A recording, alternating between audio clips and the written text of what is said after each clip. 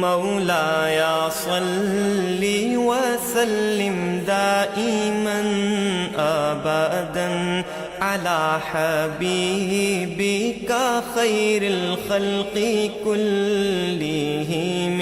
سامعین کرام، آج کا موضوع بڑا دلچسپ ہے، اور آج کا موضوع ہے کیا جنت ہی ہماری منزل ہے؟ جی ہاں، جنت ہی ہماری منزل ہے، کیونکہ جنت میں ہمارا مقصود ہے۔ جنت کیا ہے؟ دوزخ کیا ہے؟ جنت اللہ تعالیٰ سے ملاقات، اللہ تعالیٰ کی رضا اور اللہ کا تقرب اور اللہ کے دیدار کی جگہ کا نام کیا ہے؟ جنت۔ ہاں بالکل، یہ مومن کی منزل ہے۔ جنت میں ہی اللہ کا دیدار ہو سکتا ہے، جنت میں آپ اللہ کے قریب ہوں گے، اور جنت میں ہی آپ کی ملاقات اللہ سے ممکن ہو سکے گی، اور متقی جو ہیں وہ جنت میں ہوں گے اور رب کے دربار عالیہ میں ہوں گے، رب کے قریب ہوں گے۔ ان المتقین فی جنات و نہر فی مقعد صدق عند ملیک مقتدر۔ بے شک جو جنتی لوگ ہیں وہ باغات میں ہوں گے اور رب کے پاس ہوں گے۔ تو بہرحال جنت ہماری منزل ہے۔ دیکھیں، دنیا کو اگر آپ اپنی منزل قرار دے دیں تو یہ آپ کا ساتھ نہیں دے گی۔ یعنی دنیا میں اگر جو بھی آپ حاصل کر لیں، مال و دولت، اقتدار، شہرت، یعنی وہ کہتے ہیں نا دولت، عزت، شہرت، جو بھی آپ حاصل کر لیں، موت کے وقت جو ہے آپ کو اس سے ہاتھ دھونا پڑے گا، وہ غیر کو منتقل ہو جائے گی، آپ کی شہرت ختم ہو جائے گی، آپ کی عزت جو ہے وہ مرنے کے بعد اگر کوئی آپ کی عزت کرے یا نہ کرے اس سے آپ پہ کوئی فرق تو نہیں پڑے گا۔ اسی طرح جو دولت ہے وہ بھی غیر کے ہاتھ میں چلی جائے گی۔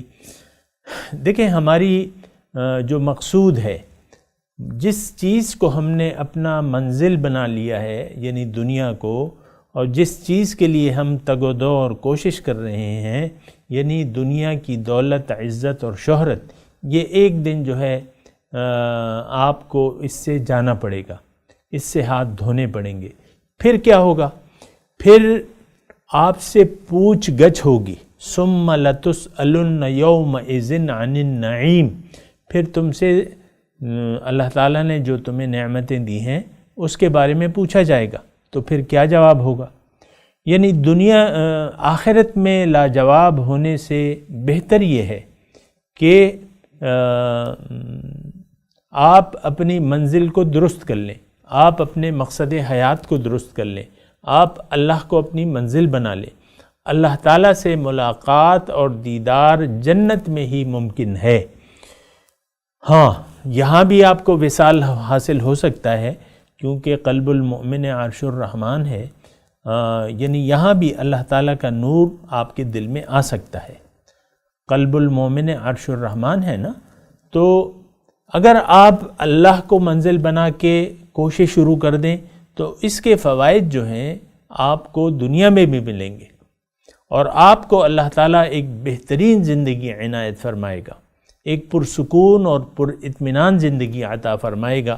رب کہتا ہے کہ میں تمہارے ساتھ ہوں جہاں بھی تم ہوگے، وَهُوَ مَعَكُمْ أَيْنَمَا كُنْتُمْ۔ رب کہتا ہے کہ میں تمہارے لیے کافی ہوں۔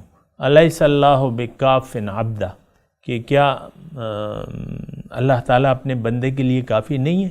جی ہاں، کافی ہے۔ پھر اللہ تعالیٰ کی ساری مدد جو ہے وہ اس انسان کے ساتھ ہوتی ہے جو اپنی زندگی کا مقصد اللہ کو بنا لیتا ہے اور اپنے معاملات کو اللہ تعالیٰ کے حوالے کر دیتا ہے، تو اس کے لیے یہ زندگی جو ہے یہ ایک جنت کا نمونہ بھی بن جاتی ہے، کیونکہ اس کا دل پرسکون ہو گیا، دائمی سکون اس کو، چین نصیب ہو گیا۔ تو بہتر یہ ہے کہ ہم اپنی حقیقت کو، اپنے اصل کو یاد رکھیں۔ ہماری حقیقت، ہمارا اصل اللہ کی ذات ہے۔ ہم اللہ کے ارادے سے وجود میں آئے ہیں، اللہ نے ہمیں پیدا کیا ہے اور ہمیں اللہ نے اپنے لیے پیدا کیا ہے، یہ بات نوٹ کر لیں۔ اور جنت ہی ہماری منزل ہے، یہ بات بھی نوٹ کر لیں۔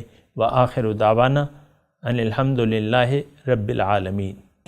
مولاي صل وسلم دائما أبدا على حبيبك خير الخلق كلهم